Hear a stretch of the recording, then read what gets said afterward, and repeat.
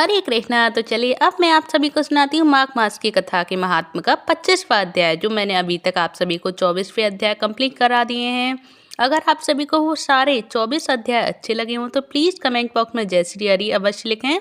तो चलिए अब शुरू करते हैं माघ मास के महात्म का 25वां अध्याय। तो पिशाच कहने लगा कि हे मुनि, केरल देश का ब्राह्मण किस प्रकार मुक्त हुआ, यह कथा कृपा करके विस्तार पूर्वक कहिए। तो देवयुति कहने लगा कि केरल देश में बासु नाम वाला एक वेद पारंगत ब्राह्मण रहता था। उसके बंधुओं ने उसकी भूमि छीन ली थी, जिससे वह निर्धन और दुखी होकर अपनी जन्मभूमि त्याग कर देश विदेश घूमता किसी व्याधि से ग्रस्त होकर मृत्यु को प्राप्त हो गया, और उसका कोई बांधव न होने के कारण उसकी आर्त वैदिक क्रिया नहीं हुई और ना ही उसका दाह क्रिया हुआ। इस प्रकार क्रिया के लोप होने से निर्जन वन में वह प्रेत होकर चिरकाल तक फिरता रहा और शीत ताप भूख प्यास के दुख से हाहाकार करता हुआ वह नंगे शरीर रोता फिरता था, परंतु उसको कहीं सद्गति नहीं दिखाई देती थी। सर्वथा दान न देने से वह अपने कर्म फल भोगता था। जो लोग अग्नि में आहुति नहीं देते, भगवान का पूजन नहीं करते हैं, वे आत्मविद्या का अभ्यास नहीं करते और अच्छे तीर्थों से विमुख रहते हैं। जो लोग दुखी लोगों को स्वर्ण वस्त्र तांबूल रत्न फल तथा जल नहीं देते तथा छल कपट से जीविका प्राप्त करने वाले, दूसरों तथा स्त्रियों का धन हरते वाले और पाखंडी कुटिल चोर, बाल वृद्ध तथा आतुर और स्त्रियों पर निर्दयता करने वाले, आग लगाने वाले, विष देने वाले, झूठी गवाही देने वाले, कुमार्ग पर चलने वाले, माता पिता भाई बहन संतान तथा अपने स्त्री का त्याग करने वाले, जो सब तीर्थों में दान लेते हैं, पालन करने वाले, स्वामी को त्यागने वाले, गौर तथा भूमि के चोर, वेदों की निंदा करने वाले, वृथा द्रोह करने वाले, प्राणियों की हिंसा करने वाले, देवता गुरु की निंदा करने वाले, यह सभी बारंबार प्रेत पिशाच राक्षस तथा बुरी योनियों में जन्म लेते हैं और अतएव बुरे कर्मों से बचकर धर्म के कार्य तथा यज्ञ दान और तप आदि करने चाहिए, क्योंकि कर्म का फल अवश्य ही मिलता है। इस प्रकार प्रेत की गति देखकर पाप कर्म कदापि नहीं करने चाहिए। और ब्राह्मण आगे कहने लगा कि इस प्रकार उस केरल ब्राह्मण ने उस पर्वत पर अधिक समय व्यतीत करके एक मार्ग में एक पथिक को देखा, जो 2 गगरियों में त्रिवेणी का जल लिए हुए था और आनंद पूर्वक भगवान के चरित्र का गान कर रहा था। तो प्रेत ने उसका मार्ग रोककर कहा कि तुम डरो मत, इस गगरी का जल मुझको पिलाओ, नहीं तो मैं तुम्हारे प्राण ले लूंगा।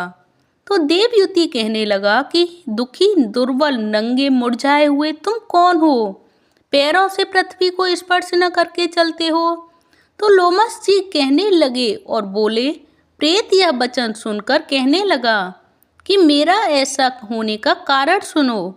मैंने कभी ब्राह्मणों को दान नहीं दिया, अत्यंत लोभी क्रियाहीन दूसरों के अन्न से पलने वाला था मैं, और मैंने कभी किसी को भिक्षा नहीं दी, न दूसरे के दुख से दुखी हुआ। प्यासे प्राणियों को मैंने कभी जल नहीं पिलाया, मैंने कभी छाता जूता दान नहीं दिया, न किसी को जल का पात्र पान या औषधि किसी को दी, न मैंने अपने घर में कभी किसी अतिथि को ठहराकर उसका सत्कार किया, न मैंने अंधे वृद्ध अनाथ और दीनों को मैंने कभी अन्न से संतुष्ट नहीं किया, और ना ही किसी रोगी को मुक्त ही किया, न कभी ब्राह्मणों को दान दिया, न कभी अग्नि में हवन किया, और बैसाख आदि मास में किसी को ठंडा जल भी नहीं पिलाया, ना ही मैंने बड़ या पीपल का कोई वृक्ष लगाया और न किसी प्राणी को बंधन से छुड़ाया, कभी कोई व्रत करके शरीर को नहीं सुखाया। इस कारण मेरा पूर्व जन्म सब बुरे कार्यों में ही व्यतीत हुआ और मेरे पूर्व जन्म के कर्मों से ही मेरी यह गति हुई है।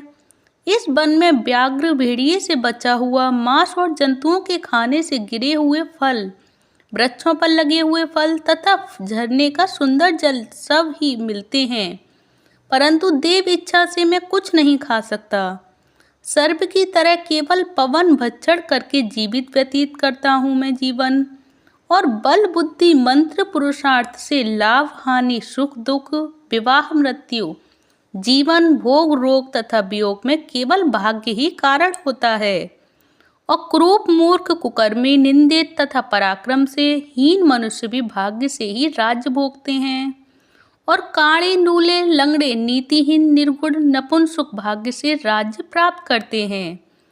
और पर्वत पर भी बलवान राक्षस पिशाच रहते हैं, जिसमें से कभी कभी कोई कोई कहीं कहीं वन में फिरते हुए अपने कर्म के अनुसार अन्न जल प्राप्त करते हैं। परंतु आपको उनका भय नहीं होना चाहिए, क्योंकि धर्मात्मा पुरुषों की उनकी पवित्रता ही रक्षा करती है। और ग्रह नक्षत्र देवता सर्वथा धर्मात्माओं की ही रक्षा करते हैं। यह पिशाच आप जैसे भक्त की तरफ आंख उठाकर भी नहीं देख सकते।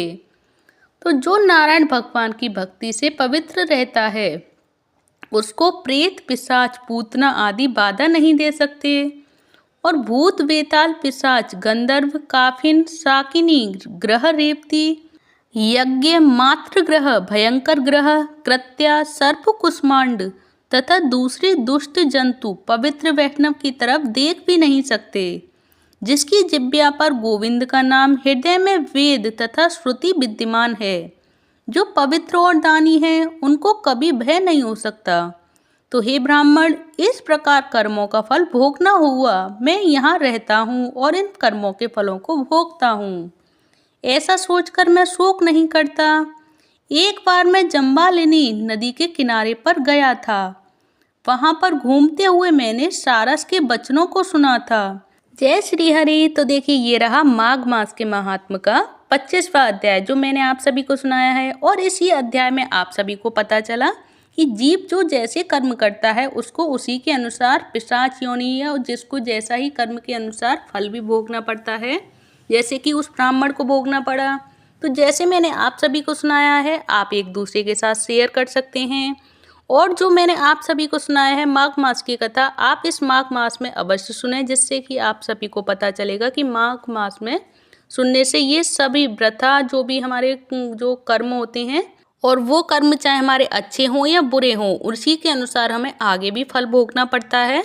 तो जैसे कि उस ब्राह्मण को भी भोगना पड़ा। और अगर आप सभी को माघ मास की ये कथा का महात्म जो 25वां अध्याय मैंने आप सभी को सुनाया है अच्छा लगा हो, भाया हो मन को, और इसी के अनुसार कर्म करने में रुचि हुई हो आपकी कि अगर हम अच्छे कर्म करें तो हमें अच्छी ही गति भी प्राप्त होगी, तो प्लीज़ जय श्री हरि अवश्य लिखते जाएं कमेंट बॉक्स में। और नेक्स्ट अध्याय में आप सभी को नेक्स्ट वीडियो में बताऊंगी। तो तब तक के लिए जय श्री हरि। और माघ मास के महात्म की अगर ये कथा अच्छी लगी हो तो प्लीज़ वीडियो को लाइक कर दें, चैनल को सब्सक्राइब करें। धन्यवाद। हरे कृष्ण कृष्ण कृष्ण हरे हरे, हरे राम राम राम हरे हरे, हरे कृष्णा हरि बोल।